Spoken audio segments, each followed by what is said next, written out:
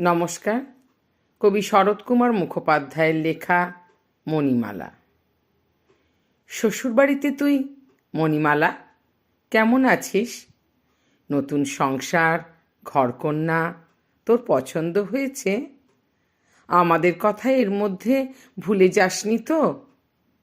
কখনো এ বাড়ির জন্য মন কেমন করে না, নাকি মাঝে মাঝে করে? আমরা 4 ভাই আর কলরব মুখর বাড়িটি আজকাল কেমন স্তব্ধ হয়ে গেছি।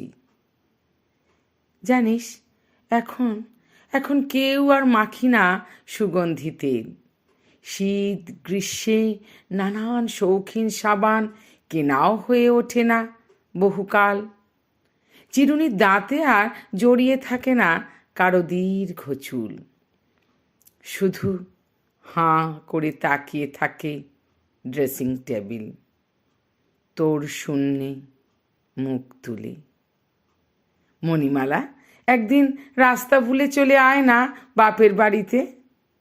যদি 2 বেলা থাকতে না পারিস, অন্তত একবার আমাদের 4 ভাইকে ছুঁয়ে যা। পিছন থেকে এসে পিঠে 4টে কিল মেরে পালা। কি করে পালাবি? তোর পায়ের শব্দ যে আমরা চিনি। বাবা ঠিক ডেকে উঠবে, কে ওখানে?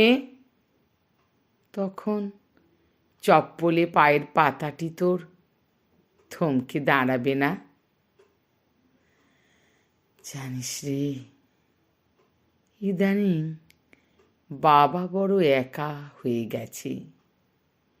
কে আর 2 বেলা বসে গল্প করবে, আঁচড়ে দেবে চুল? কে আর শাসন করবে মনির মতন ভালোবেসে? তোর সে কি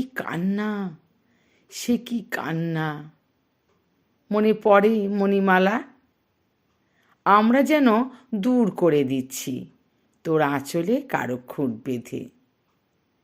এতদিনে বুঝেছিস নিশ্চয়ই, সেদিন আমরা কেন হাজার কাজের ছলে আড়ালে আড়ালে লুকিয়ে ফিরেছি মুখ। নাকি সেই তবু অভিমান আজও পুষে রেখেছিস? ভেবেছিস আমাদের ক্লিব নিষ্ঠুরতা আরও চতুর্গুণ তীক্ষ্ণ হয়ে ফিরে বুকে বাজুক, বিঁধুক? এবারের জন্য যদি কোনোদিন মন কেমন করে, যেন একদিন আসিস। পরের ঘরের বউ, পথ চিনে কিংবা পদ ফুলে। কপালে সিঁদুর তোকে কেমন মানাচ্ছে, সুখ কেমন ফোটাচ্ছে, আমরা দেখতে চাই। এসে গানের খাতাটা যেন নিয়ে যাস মনে করে।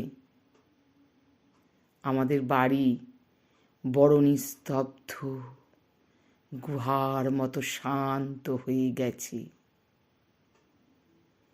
কে আর গানের চর্চা, কে আর প্রাণের চর্চা করবে তুই ছাড়া? নমস্কার।